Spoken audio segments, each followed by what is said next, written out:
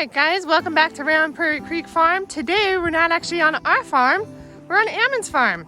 And today we're going to talk about cows. These are Ammon's cows. So we go back and forth. I have bigger cows, he has smaller cows, and he has his reasons. I have two big cows and one smaller cow. Is an 1,800 pound cow worth keeping versus a 1,200 pound cow? Scott says yes. I say yes. Ammon says no.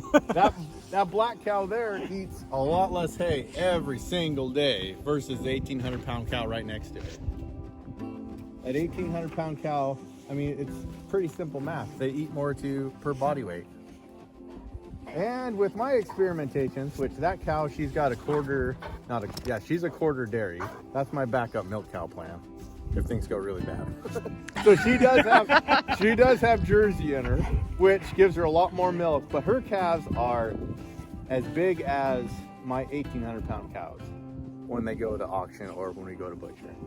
And she eats less. So Scott, tell me how that doesn't make more money. It probably makes more money. I'm not a good business person. We got Maddie the happy dog here today. So how come you went with your cows? Why'd you choose those? Well, I'm gonna change my plan. I want a 1,200 pound black white face. And why do you want a black white face? I like them. They look better. And the Herefords have eye cancer problems from what I heard. I don't know that, but from what I've read, the Herefords have eye cancer problems. So I want a smaller frame. So this another question right here. This cow right here is 14 or 15 this year. She could be, anyway, she's old. Did she come over on the Mayflower, Ammon? She is old. She's had a lot of calves. Ours came over on the Mayflower. It's an old cow. She's had a lot of calves, but she's still, I don't see any ribs. This winter hasn't been any worse than any others, and she's in pretty good shape. That's not her calf, by the way, either. She hasn't calved yet. Her mom's over there. But how old do you keep a cow? How old is that one though? Well, I bought her, so she's 14 or 15. So we had one over 15 then. So at her age, last winter, when she lays down, she would rock back and forth before she'd even get up. When she gets cold, she moves really slow. So she's obviously still liking life and productive, but I don't want to run her down so bad that she's not salvageable for good hamburger. So I don't know the answer to that one. Maybe somebody can chime in. Send us some comments if you guys have the answers. Yeah. And I'm going to switch to spring calving. These calves are obviously early. I had really good weather this year so far. I got one more to go. But I'm going to switch to spring calving with nature where we don't have the cold weather and hopefully not as wet. And how are you planning to do that? Are you going to separate your bull out? Well, and I will separate the bull later on this. Actually, the bull's in our freezer right now, so it's easy to separate. He's been separated. So this year will be easy to see. But I might... Have you tried AIing before? We have. Okay. And I go back and forth on that. What do you think on that? So it's easier to not AI. But Correct. If you watch your cows and see when they're in heat, we had really good luck with ours. In fact, Jake, my brother we run most of our cows together. He's only got a few cows too, but I mean, we only had one not take. It's easy to keep track of for the next cycle too. And then you can get them perfectly timed. Yes, and you know. But it's easy to know when they're gonna calve when you AI. I have no idea when the old cow's gonna calve because I just had a bull in with them. So what are you feeding them right now then? So right now, since I produce hay, I have good hay, I have mediocre hay, and I have bad hay, depending on the weather.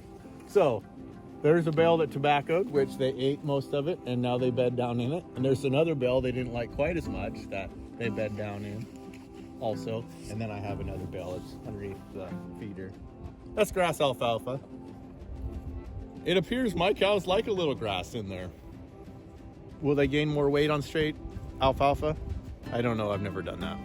Probably. In theory. In theory, The more protein they eat, the more pounds they put on. So if someone had to go buy a big square bale since you produce yours, what would that cost?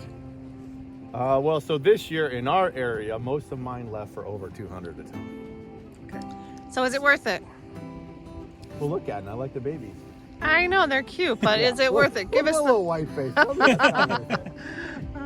It's cute. All right, so give us the money down. So money rundown. made. I'm not so sure that you're making.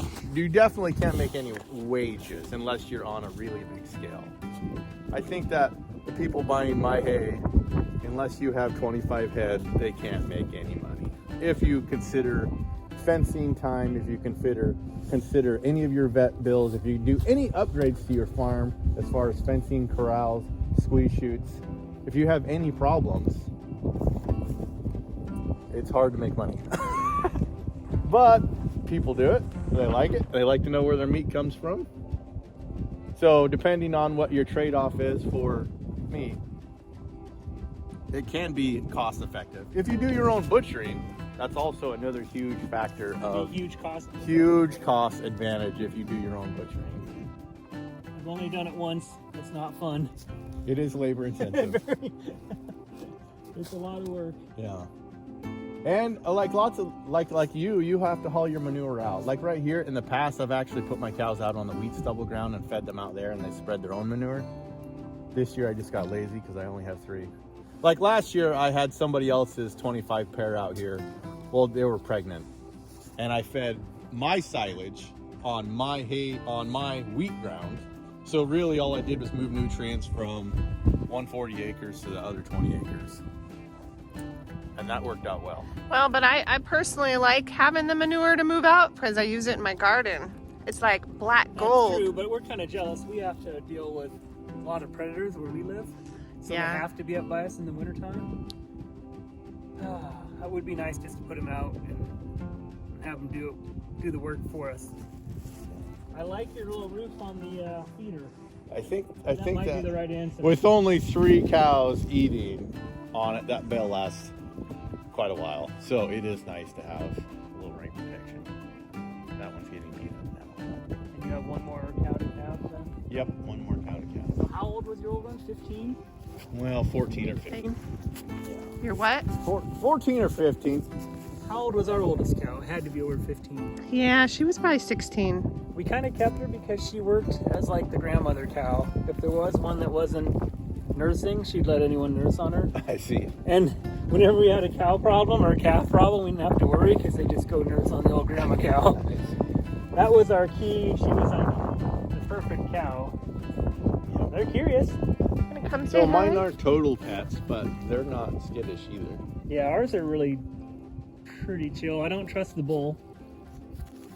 Mine don't get any grain like yours, I think. I don't. We don't grain them. No. Unless they get out, we have to get them back Yeah. in, but we You don't. have to use a magic treat to bring them back We in. definitely don't grain them. Yeah. So my next cows, I don't think I'll keep any of these genetics. I mean, there's nothing wrong with these cows. I just want to have my cows out on my ground. I'm going to plant behind the combine. And if we get any moisture after the harvest, after the wheat harvest, then we'll be able to have cheap feed and they'll spread their own manure. And we'll have the cover crop with different roots going in the ground, hopefully helping the soil out. So compaction is also another issue because then if you have an 1,800 pound cow stepping on the same hoof print as a 1,200 pound cow, you have more compaction on a bigger cow. For me, running my cows on cover crop ground after weed. So everybody's situation is a little different. You have to figure out what works for you and what you're happy with too. The downside to having a smaller cow is it's the same. My farm kill is the same whether it's a 2,200 pound bull or That's 1,100 pound. That's true. If you have a high-lead Scottish cattle and only weighs 800 pounds, it's the same kill fee. I did have our local butcher get very mad at me on one bull we had. It was too big. So we're all just trying different ideas and different angles on how to go about things. If people have any great ideas on what works for them in northern areas, let us know in the comments. We're willing to try new experiments. It's all an experiment on trying to provide for ourselves and provide for others. Be self-sufficient. That's right. So you have to value that in on some of your finances. No get-rich-quick schemes here. No get rich. That's for sure. But I have to tell you, we don't buy beef at the grocery store. And I have to look and see what it goes for sometimes. Little spoiled on that program. Well, thank you very much for your cow information. Yeah, thanks, Ammon, for talking cows. To see how that works. All right, thanks for watching.